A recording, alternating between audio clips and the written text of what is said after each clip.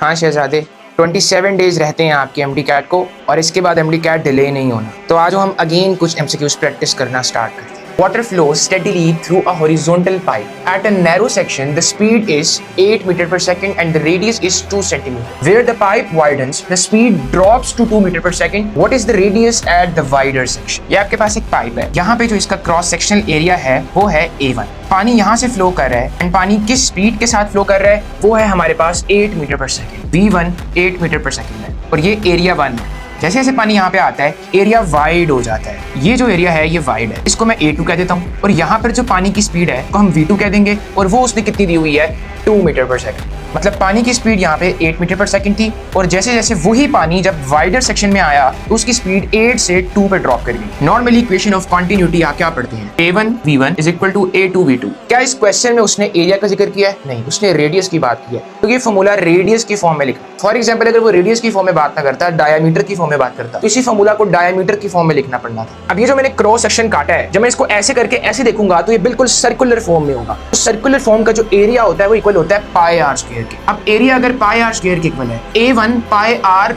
1 का स्क्वायर होगा और A2 पाई आर 2 का स्क्वायर होगा। पाई आर 1 का स्क्वायर V1 साथ वैसे ही आ गया, पाई आर 2 का स्क्वायर V2 साथ वैसे ही आ गया। पाई की वैल्यू कांस्टेंट होती है, ये तो कट जाएगी, तो ये मेरे पास फॉर्मूला क्या आ जाएगा, R1 का स्क्वायर V1 R2 का स्क्वायर V2। यही वाला फॉर्मूला रेडियस की फॉर्म में ऐसे लिखा जाता है। अब इसी फॉर्मूला को अगर आपने डायमीटर की फॉर्म में लिखना हो तो आपको पता है रेडियस डायमीटर डिवाइडेड बाय 2 के इक्वल होता है। R2 का स्क्वायर इज इक्वल टू, ये सारी साइड वैसी आ जाएगी, R1 square V1 divided by V2।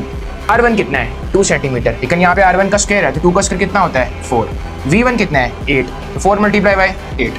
V2 कितना है, V2 है 2, नीचे 2 आ जाएगा, 2 1 2 2 2 4, 8 2 16। यहाँ पे मैं 16 सेंटीमीटर सेलेक्ट कर लूंगा। फॉर एग्जांपल मेरे पास डेल्टा ऑप्शन 16 होता तो क्या मैं 16 को टिक कर देता? और नहीं मेरे प्यारे शहजादे, ये R2 स्क्वायर का निकला आंसर है। अभी आप में से बहुत से बच्चे ये गलतियां करते हैं। हमने वैल्यू निकालनी है R2 की, R2 के स्क्वायर की नहीं।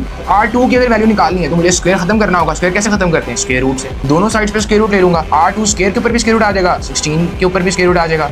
हम 16 को ऐसे लिख सकते हैं ना 4 स्क्वायर, तो अंडर रूट से स्क्वायर स्क्वायर कट जाएगा, 4 मेरे पास आंसर आ गया। बीटा ऑप्शन आपका करेक्ट आंसर है।